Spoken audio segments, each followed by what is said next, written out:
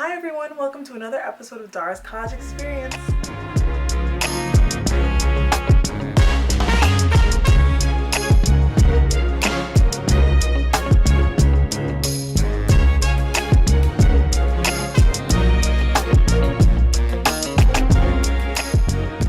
So today we're going to talk about auditioning for theater schools, because I did that whole process, obviously because I'm now in USC's theater program, and I did the whole process for 4 schools. Well, for one school it was a little bit different, but we'll get into that. So as you can see, I'm still in my room in Chicago, Illinois. Hopefully this will be my last video here because I move very soon. But I took this video before I moved because I wanted to let you guys know I was so eager about this topic. I auditioned with 3 schools as theater is my major. University of Southern California, University of California, Los Angeles, and Loyola Marymount University. And then for Stanford, I put my major as chemistry, but I wanted to have this, they called it like an arts supplement, I think is what it was called. But it would have been like you were an athlete for acting, so I think they had like some more benefits. It wasn't like you were in their theater program, but you had a lot of acting benefits. So I wanted to do that in the case that I did get into Stanford. So for Stanford and Loyola Marymount, I had to send in videos. Some colleges, they do live auditions, some colleges they do videos. It's just how some colleges are. But for Loyola Marymount and Stanford, I had to do videos. Now the thing about videos is those can be kind of annoying because it's impersonal. They don't meet you, they don't have an interview with you, they can't see how you are face to face, they only see how your acting looks on camera. So that's the one thing I will say. If you even have a chance to audition live, I would audition live. I couldn't get out to Stanford to audition live there, so I had to send in a video. But if you have that chance and if you have the resources, you should audition live. But for Loyola Marymount and Stanford, I sent in videos. The videos consisted of 2 monologues. They say you should do one classic or one contemporary, like one before the 1900s and then one after the 1900s. Or you could do one dramatic and one comedic. What I did is I kind of mixed it. So I did a Shakespeare monologue, which was comedic, and then I did a contemporary monologue, which was dramatic. So if you can find like monologues like that, do that, because that's so versatile. That shows so much.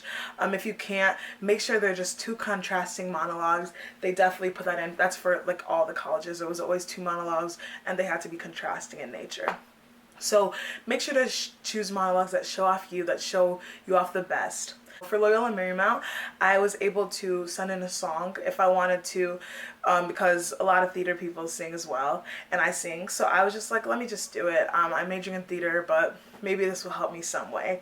So I sent in 16 bars of the song I Know Where I've Been from Hairspray, and that was for Loyola Marymount. So I did my 2 monologues and then I sent in the song.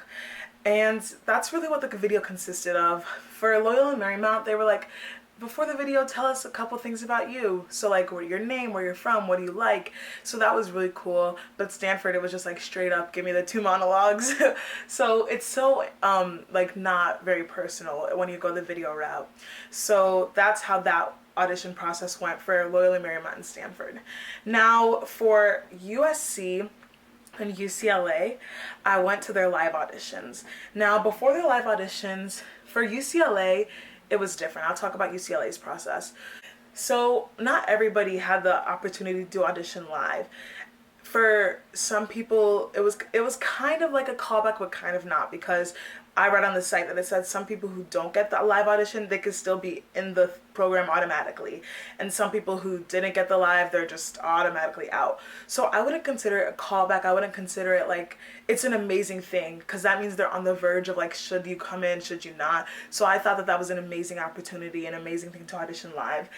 So that's how it went for UCLA. I got the email, you got a live audition, and I like freaked out. It was in the middle of a choir concert and everybody was like screaming for me. So that was definitely one of the highlights of like my whole senior year. So that was amazing to get an audition. But just know that if you don't get an audition, don't read too much into that, because I'm pretty sure there are people who didn't get live auditions that still got in. That's what it said on the website, but maybe do your research on that. And then for USC, before I went to do the audition, everybody who was auditioning for USC's theater program had to audition live. And I did this thing called Slide Room. Stanford and USC did that. For USC's process, they asked you to submit pictures. They called them like take twos or something like that. And you could submit like 3 photos and then you just do a little caption, which I thought was, again, so cute because they asked more beyond the photos, and they asked to see like your life, and they asked to see how theater has impacted you in different ways. And whereas for Stanford, they didn't do that. And Stanford's application on Slide Room was a lot shorter, like a lot shorter.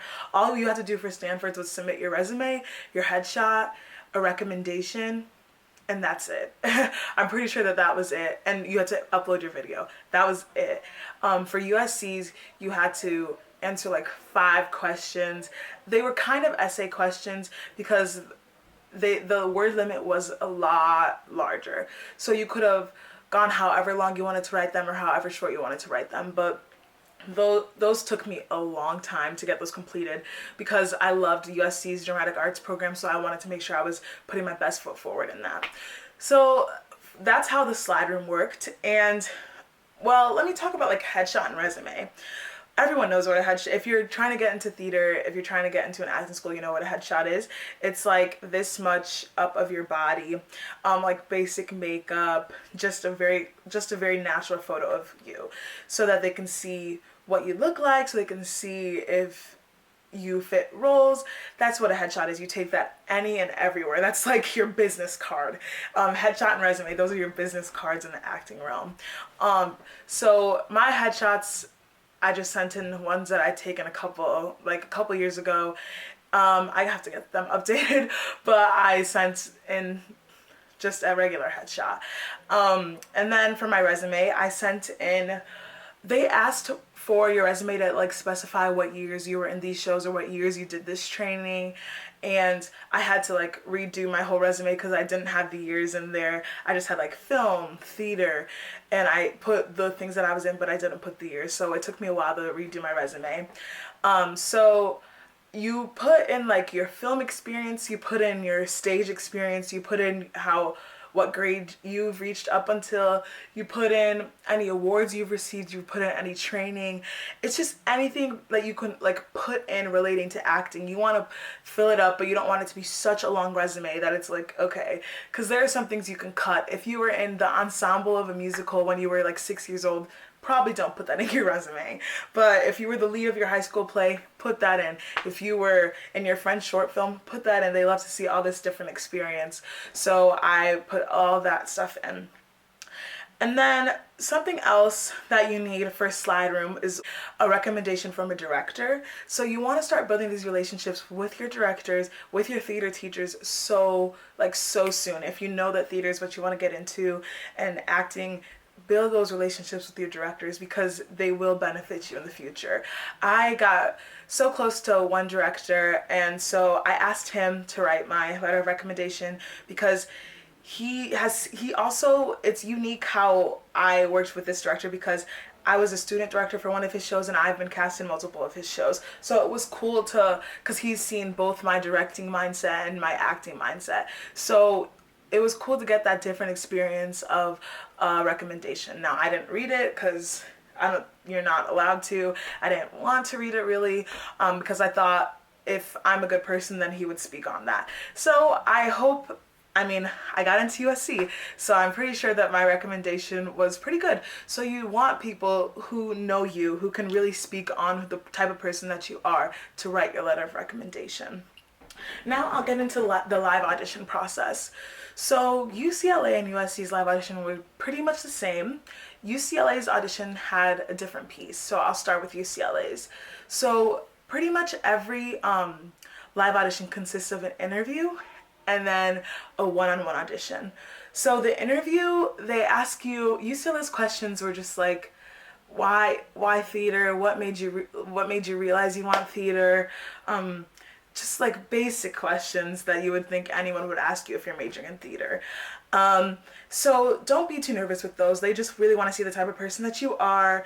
Don't like try to be all proper and try to be someone you're totally not. Just be you. I mean, I shared a laugh with the interviewer, and that was really calming because they're humans too. So it's like they understand that this is a nerve-wracking process. So just be you. Don't try to over impress. Don't try to give very highly answers in either interview. Just be you. And then UCLA's had a movement piece, which I thought was so cool. It wasn't dancing, not at all. It was just like moving your body, like, because when you're an actor, it's all about how you convey yourself against to someone across the screen. And so it was really cool because all these people just went for it. And if I was back in like high school, I would have been like, I'm not doing this around you guys. But the fact that it was different people, it was a different environment, it was just so cool. I don't even know how to explain it. It was so amazing, so eye-opening. And then you have your one-on-one audition where you present your 2 monologues, and they could tell you to stop. They could tell you, I don't want to see your other monologue. They can tell you any realm of things. I believe I only did my 1 monologue at UCLA. I believe so. So you want to start with the monologue you think is best. Do not start with your weaker monologue. Start with your stronger one, because they could tell you, okay, that's all I want to see. And then you'll be like, what? I had a way better one. So they could tell you to stop. They could tell you no. And don't read into anything that they say, because you never know what they're thinking. Maybe they told you to stop because, oh my God, that's all I need to see. That was amazing. Maybe they told you to stop because maybe they were like, okay, I've seen enough. But you never know which side they're thinking. But always just never read too deep into it, because you can never read into an interviewer's head. You really never can. And at USC's audition, it was just an interview and then the one-on-one audition.